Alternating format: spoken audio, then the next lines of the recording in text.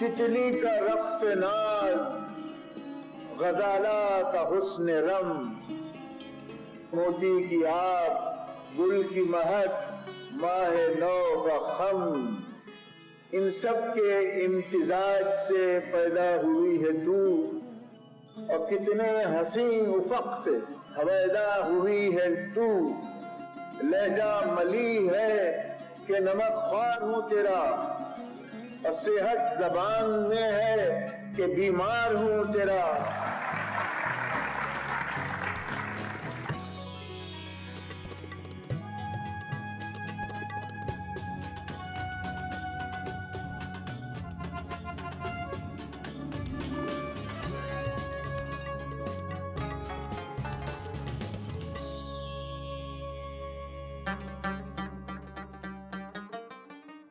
दास्तान एक हर दिल अजीज जबान की, जो गंगा जमुना दुआबे में बहने वाली जबानों और बोलियों के छोटे बड़े चश्मों, झरनों और धारों से मिलकर पैदा हुई और हिंदुस्तान की मुश्तरका तहजीब की तरह उसकी खास पहचान बन गई। जैसे आप कहते हैं गंगा जमनी तहजीब, वो तहजीब जब बोलती है तो उर्दू बोलती है। तो हमारी तहजीब है उर्दू। उर्दू जबानों का ताजमहल है। कई मुल्कों की तारीखें इसमें आ गई हैं, अपने आप से आ गई। हिंदुस्तान की तहजीबी, समाजी, सकाफती फ़ज़ा है, उसका इत्र अगर आपको कहीं एक जगह पर मिलता है, वो मैं समझता हूँ कि उर्दू ज़ुबान है। हिंदुस्तान भी समझा जाता है एक गुलदस्ता है, उसमें अगर एक बहुत बड़ा गुंचा या फूल उर्दू का भी है। अगर तुम्हें आपस का भाव भेद बंद करना है, झगड़ा लड़ाई बंद करना है मजहबों की, मिल्लतों की, तहजीबों की, तो उर्दू पढ़ लो। उर्दू है जिसका नाम हम ही जानते हैं, दाग सारे जहां में दूं हमारी जुबान की।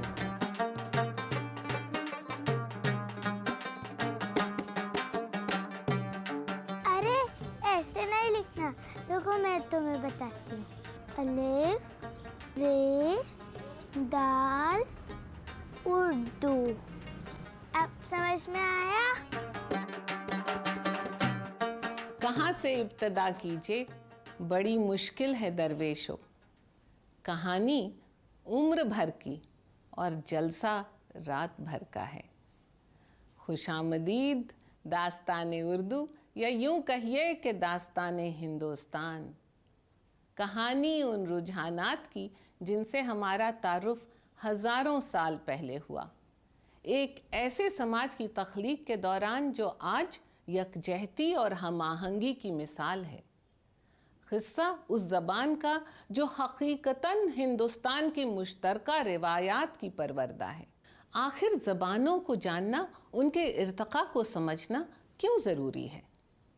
हम ये मानते हैं और आप भी हमसे इत्तफ़ाक़ करेंगे कि ज़बान ही इंसान को दूसरे जानदारों से अलहदा करती है, तहज़ीब को तहज़ीब बनाती है और तारीख़ को तारीख़।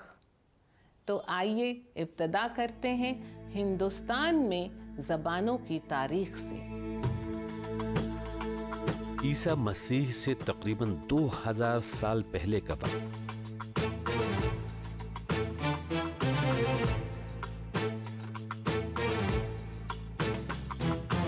सिंधु वादी में एक लासानी तहजीब पनप रही थी। मिट्टी के खूबसूरत खिलौने, बर्तन और जेवर। मोहनजोदाड़ो और हड़प्पा जैसे बड़े बड़े शहर सलीके से बने हुए, उनके हाट बाजार, बंदरगाह, हम्माम, घर और उस दौर में आबाद सारी दुनिया से तिजारत। सिंधु के सौदागरों की शिनाख्त आज भी उनकी खास मोहरों से होती है, लेकिन उनके तौर तरीकों के बारे में हम बहुत ज्यादा नहीं जानते। वजह, उनके रस्मुल खत को हम आज तक समझ नहीं पाए हैं। मोहनजोदाड़ो हड़प्पा की जो सभ्यता है, वहाँ की जो भाषा थी, उसको अगर हम डिसाइफर कर सकते, जो कि अभी तक पूरी तरह से नहीं कर पाए हैं, तो जाहिर है कि उस तहजीब को और एक अच्छी तरीके से समझने में आसानी होती है।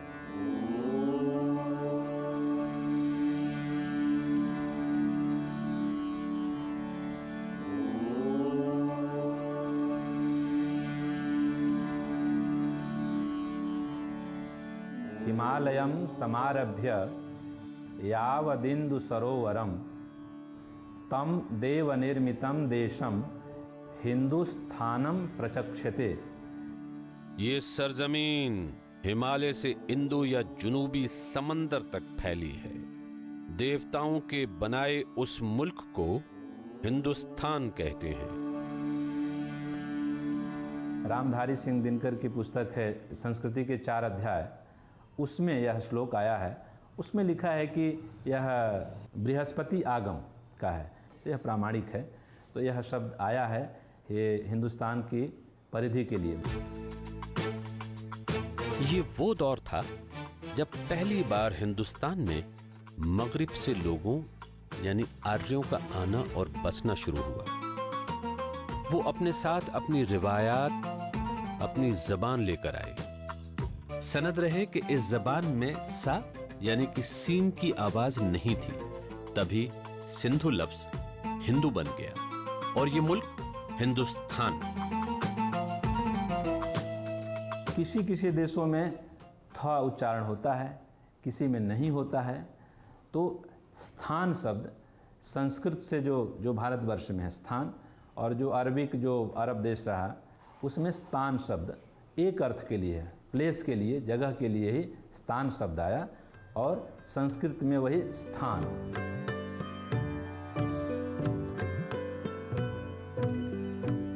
लफ्ज़ हिंदुस्तान हमारी मालूमात से कहीं ज़्यादा कदीम है। उस ज़माने में भी इस लफ्ज़ का मज़हब से कोई सरोकार नहीं था, और आज भी ये हमारी गंगा जमनी तहज़ीब की नुमाइंदगी करता है। लफ्ज़ों और ज़बानों की तासीर ही ऐसी होती है।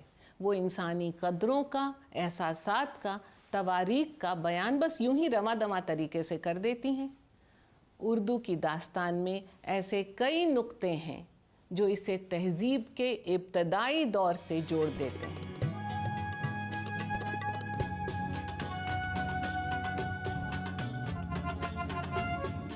उर्दू के जाने माने मुअर्रिख अली जवाद ज़ैदी ने कहा, As distinct from literature, the common speech always remains in the crucible. यानी रोज़मर्रा की ज़बान हमेशा बदलती रहती है। ज़बानें अपने वक्त के तकाज़ों के साथ चलती हैं, हालात की अक्कासी भी करती हैं और उनके साथ मुकालमा भी। ओम चंद्रमा आर्यों की जबान यानी वैदिक संस्कृत बदलते वक्त के साथ ब्राह्मण संस्कृत बन गई, एक खास तबके की जबान। उधर अवाम नस्ल दर नस्ल नए तजुर्बे करने लगे। पाली, प्राकृत, शौरसेनी जैसी न जाने कितनी बोलियां एक के बाद एक लोगों की जबान पर तेजी से चढ़ी और रफ्ता रफ्ता उतर गईं। इन्हें उस जमाने के पढ़े लिखे मुआशरे ने अपभ्रंश या जबान का बिगड़ा हुआ रूप कहा। आचार्य हेमचंद जो प्राकृत भाषा के वैयाकरण माने जाते हैं, उन्होंने लिखा है प्रकृति ही संस्कृतम तस्मात् प्राकृतम। जो मूल है वो संस्कृत है और उससे जो उत्पन्न हुआ है प्राकृत है। 600 साल कबले मसीह यही वो वक्त था जब एक शाक्य राजकुमार जवानी की दहलीज पर कदम रख रहा था। राजकुमार ने तकलीफों से आजाद होने के लिए जो रास्ता मुंतखब किया वो बेमानी रस्मों और इंसानों के दरमियान ऊंच नीच की नकली दीवारों के खिलाफ चलने का रास्ता था। नौजवान राजकुमार सिद्धार्थ को बोध हो गया और गौतम बुद्ध बन गए।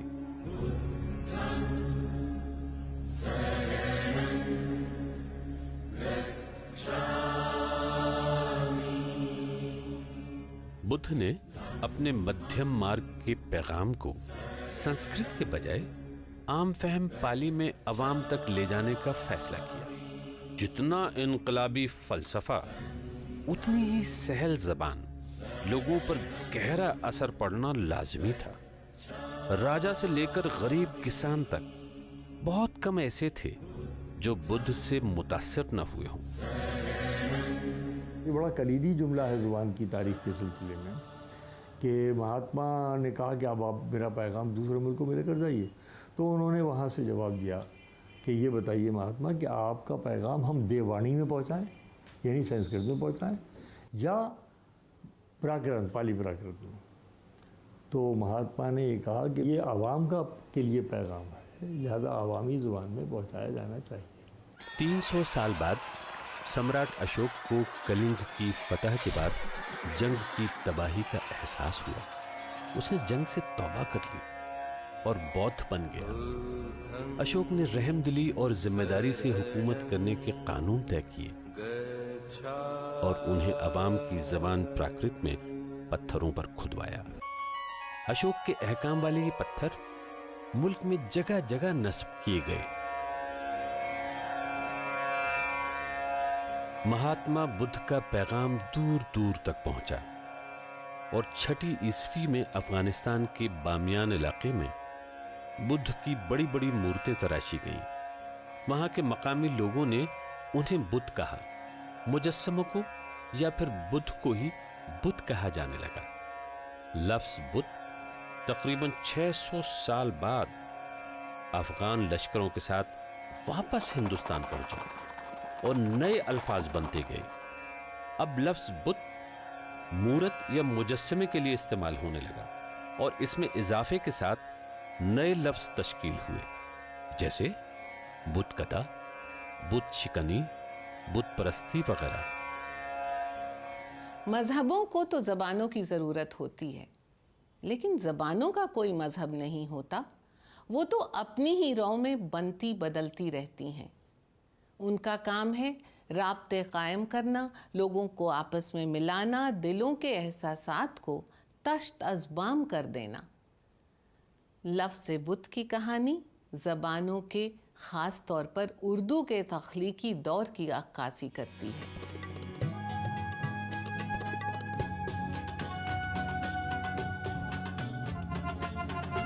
फ़िक्र की लेन देन का, ज़बानों की इर्तिका का ये सिलसिला जल्द ही दस्तूरे ज़माना बन जाने वाला था, क्योंकि अगर हिंदुस्तान से भिक्षु मगरिब के लिए रवाना हो रहे थे तो वहाँ से सुल्तान, सूफ़ी, लश्कर और सौदागर हिंदुस्तान का रुख कर रहे थे।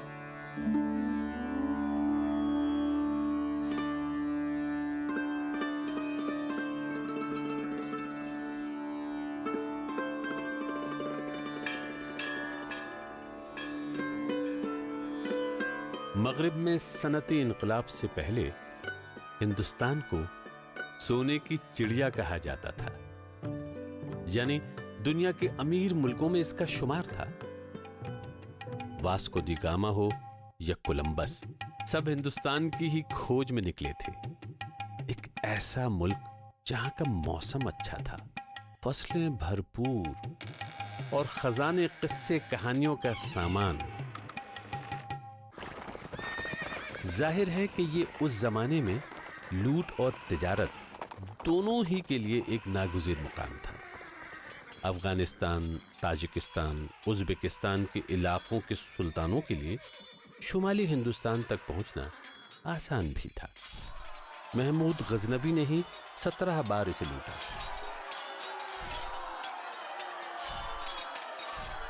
इसी तरह से हिंदुस्तान में जो लोग आए, सबसे पहले तो अरब्स आए, उसके बाद टर्क्स आए, उसके बाद और ये सब लोग या तो अपने देश में उनकी जो कंडीशंस थी वो अनसेटल्ड थी, तो उसके वजह से माइग्रेशन लोगों का हुआ, या हिंदुस्तान की स्टेबिलिटी या हिंदुस्तान में जो वेल्थ है या जो भी है उसकी वजह से आए। और सबसे बड़ी बात टेरिटरी होती है। टेरिटरी जो है उस पर उसको सभी की नज़र होती है, और अगर आप उस टेरिटरी को हासिल कर लें तो फिर तो बहुत से फ़ायदे होते हैं। तो इसीलिए महमूद गज़नी आए, इसीलिए शहाबुद्दीन गौरी आए, इसीलिए बाबर आए और इसीलिए अंग्रेज़ भी आए। इस दौरान मगरिबी एशिया में एक इनकलाब आ चुका था। 610 ईस्वी में पैगंबर हजरत मोहम्मद साहब ने मक्का में इस्लाम का परचम बुलंद किया। बेशुमार लोग इस नए मजहब को मानने लगे और सारी दुनिया में इसकी तबलीग के लिए कमर बस्ता हो गए। 12वीं सदी का आगाज। अब ये सुल्तान सिर्फ लूटने की गरज से हिंदुस्तान नहीं आ रहे थे। पहली बार उन्होंने हिंदुस्तान पर, खासतौर से शुमाली हिंदुस्तान पर हुकूमत करने की ठानी। वो अपने साथ सिर्फ एक नया मजहब ही नहीं लाए थे, बल्कि एक नई तहजीब भी, नई तरह की इमारतें, पहनावे के नए तौर, खान पान के नए तरीके, नई मूसीकी और इन सब से बढ़कर अरबी, फारसी, तुर्की, पश्तो यानी नई जबानें और उनको तहरीर करने के लिए, लिखने के लिए एक नया रस्मुल खत। लोग ये कहते हैं कि साहब उर्दू की ज़बान क्या है, इसमें इसकी लिखावट जो है वो तो फ़ारसी की है, वो तो इनके यहाँ की नहीं है। और कोई कहता है साहब इसमें जितने अल्फाज हैं, शायरी के बड़े बड़े अल्फाज हैं, वो सब तो बाहर से आए हैं। कोई कहता है साहब इसके बहरे मीटर बाहर से आए हैं। असल चीज़ ये होती है उसका हमने इस्तेमाल क्या किया। मैं आपसे कहता हूँ कि हमारे यहाँ ऐसे बहुत से आवाज़ें हैं उर्दू में जो सिर्फ हम बोल सकते हैं। जैसे मान लीजिए कि बहन, अब इसको लिखने का कोई तरीका किसी भी स्क्रिप्ट में नहीं है। तो इस तरह से कितनी आवाज़ें जो हम लोगों ने ख़ुद बनाई हैं, तो उसकी इस पूरी उर्दू ज़बान के जो आहंग है और जो उसका मूसीक़ियाती असर है, उसमें इसका बहुत बड़ा हिस्सा है। मुकामी ज़बानों और मगरिबी बोलियों की आमेज़िश से एक हिंदुस्तानी ज़बान वजूद में आई, जिसकी कशिश आज भी बरकरार है, जो तहजीबों का खूबसूरत संगम है। आज भी अरबी फारसी के कितने ही अल्फाज शुद्ध संस्कृत और हिंदी के शब्दों के साथ ऐसे जुड़े हैं कि अलग किए ही नहीं जा सकते। जैसे शादी ब्याह, किस्सा कहानी, देर सवेर, धन दौलत, मरहम पट्टी, हंसी मजाक, दीन धर्म या फिर राम रहीम। ऐसी तासीर, ऐसी लोच लचक, सादगी और रवानी और सबसे बढ़कर इजहार का ऐसा तरीका जो आसानी से सबकी गिरफ्त में आ जाए, उस ज़हनों में उतर जाए। यूँ तो उर्दू एक सतरंगी ज़बान है जो कई ज़बानों से मिल के बनी है। और वैसे ये 700-800 साल पुरानी है, अमीर खुसरो के ज़माने से। जब हिंदू मुसलमानों का आपस में मिलाप हुआ और इख्तलात हुआ, तो और अरबी फ़ारसी के असरात पड़ने लगे हमारी इंडिक ज़बानों पर, जो इस धरती पर बोली जाती थी प्राकृत उस वक्त, तो ये ज़बान बनने लगी। उर्दू और हिंदी दोनों के सिलसिले कहीं ना कहीं जा कर के तो एक मिल जाते हैं। जैसे एक घर में 2 बच्चे पैदा होते हैं, दोनों बच्चे एक तो नहीं होते, फ़र्क होता है दोनों में। एक अलग अलग उनकी पर्सनैलिटीज़ होती हैं, अलग अलग शख्सियत होती है। यही सूरत हाल उर्दू और हिंदी की भी है।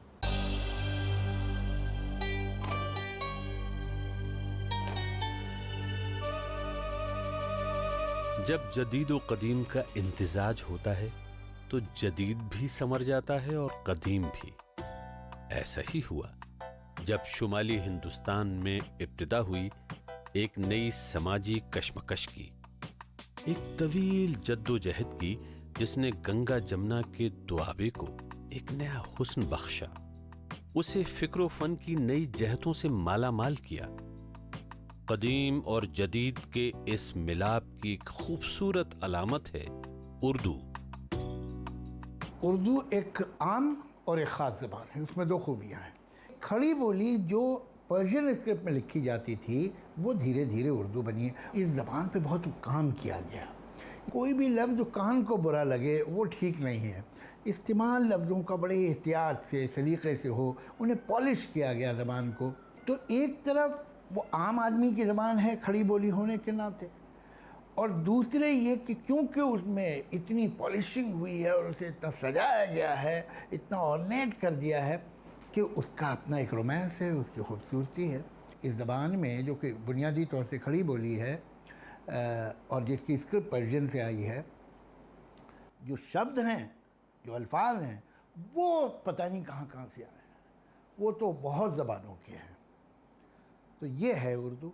उर्दू ज़बान की जड़, उर्दू ज़बान की मट्टी, उर्दू ज़बान की आबो हवा, उसका ज़मीर, उसका ख़मीर, उसकी नब्ज़, उसकी पैदाइश, उसका मौलद व मंशा, उसका ननिहाल और ददिहाल, उसकी नाल तो यहाँ खड़ी है। मैं हिंदुस्तान हूँ, हिमालय मेरी सरहदों का कहमान, गंगा मेरी पवित्रता की सौगंध। जालिमों ने मुझे लूटा और मेहरबानों ने मुझे संवारा, नादानों ने मुझे जंजीरें पहना दी और चाहने वालों ने उन्हें काट दिया। उर्दू, फारसी, अरबी और हिंदुस्तान की बेशतर ज़बानों के इश्तराक से परवान चढ़ी। नए ख्यालात, खूबसूरत शायराना अंदाज, बगावत के तेवर और ख्वाहिश आज़ादी के इजहार का जरिया बन गई। ये अवाम उनकी तहजीब और जिंदगी जीने के तरीक़ों के एक दूसरे में जम हो जाने की कहानी है।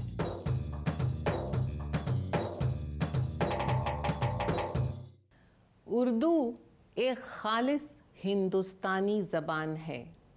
लश्करों में पैदा हुई, सूफियों की पनाह में पली, दरबारों में परवान चढ़ी और ख़ासोआम के दिलों में जा बसी। आज उर्दू की बस्तियां सारी दुनिया में आबाद हैं। दोस्तों, दास्तान उर्दू इस 1000 साला अफसाने को फ़कत 13 किस्तों में समेटने की कोशिश है। यूँ कहिए कि उर्दू के हमाजहत अफसाने पर उर्दू में तैयार की गई एक हम असर मसनवी जो नए मीडिया के ज़रिए अपने चाहने वालों तक पहुंचना चाहती है। इस किस्त में हमने देखा कि ज़बानें ज़माने के हमकदम रहते हुए इर्तिका की नई नई मंजिलें तलाश करती हैं। अगली किस्त में देखेंगे कि अपने दौर की तमाम कशमकश की अक्कासी करते हुए लश्करों और सरायों में पैदा होने वाली ये ज़बान कैसे हिंदुस्तान के रंगारंग वजूद का मरकज़ बन गई। जो कहूँ तो ख़त्म न हो सके, जो सुने कोई तो खालिश रहे, ये फसाना जुल्फ़े दराज का मेरी ज़िंदगी से दराज है। खुदा हाफिज़।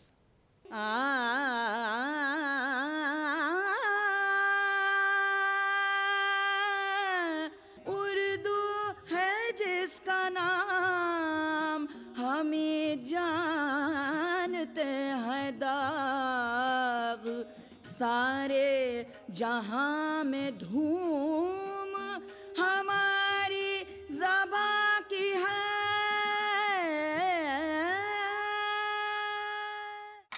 ये लो।